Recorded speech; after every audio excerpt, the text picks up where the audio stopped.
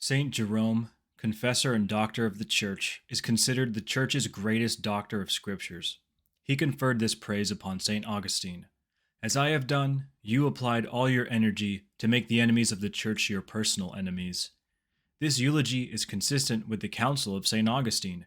You must hate the evil but love the one who errs.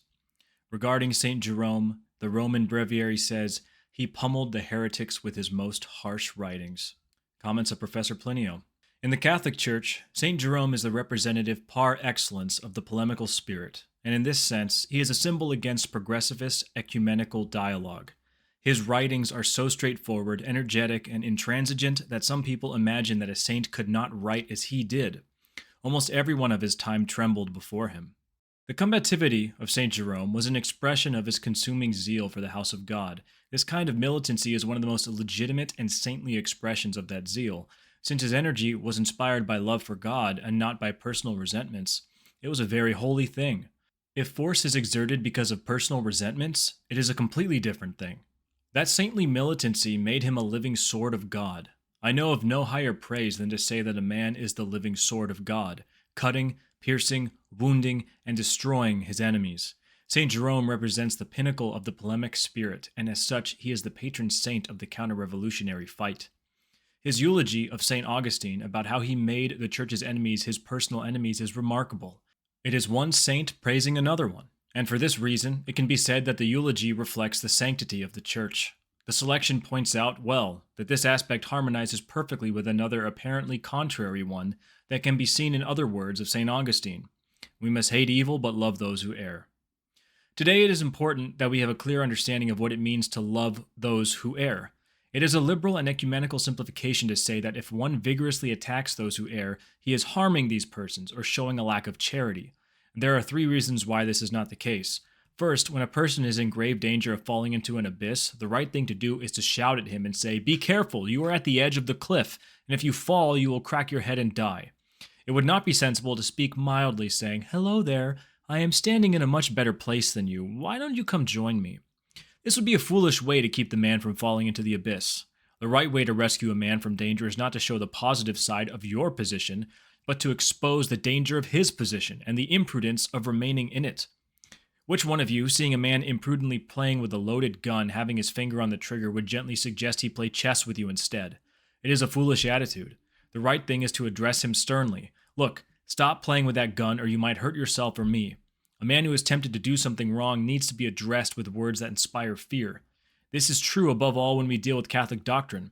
Men are more easily moved by fear of bad consequences they can experience than a possible good they may enjoy. They are more easily moved by fear of hell than by love of heaven. Therefore, in order to convert a man, it is more charitable and expedient for us to first point out his error and its bad consequences, and then speak about the beauty and goodness of the truth. St. Jerome was a model of this way of acting. I know that some rare souls may be touched by sweetness rather than combativity, but this is not the rule. It is the exception to the rule. God gives his church saints, who have special charismas, to attract with amiability, such as St. Francis of Sales, who drew souls by his sweetness.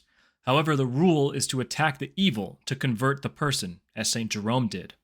Second, another simplification that the liberal and ecumenical spirit does not consider is that when we debate a heretic, a Protestant pastor, for example, our primary goal is not to convert him, but to confirm in their faith the Catholics who are following the debate, and help them to not be contaminated by the Protestant errors.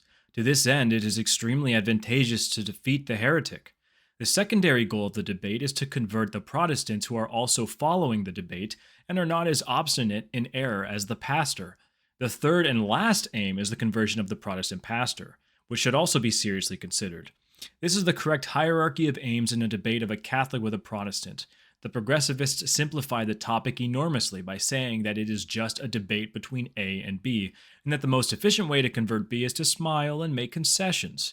It is not like that. By ignoring the two most important goals of the debate, a trap is set to lead people into a more progressivist and ecumenical mentality.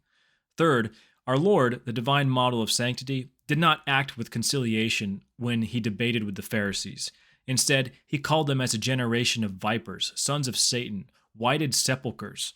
Also, when he came upon the money changers in the temple, he became indignant and used a whip to physically drive them out. That is, He used not only energy in the polemic against evil people, but he also used physical violence to punish the profaners. The militant and polemic spirit of the great Saint Jerome gives us the opportunity to see how progressivism and the ecumenical spirit are sabotaging Catholic militancy everywhere. Today, almost no one hears this Catholic doctrine taught in its entirety. The Progressivist Church avoids this teaching because it wants to push its agenda of ecumenism, tending toward a spurious pan-religion.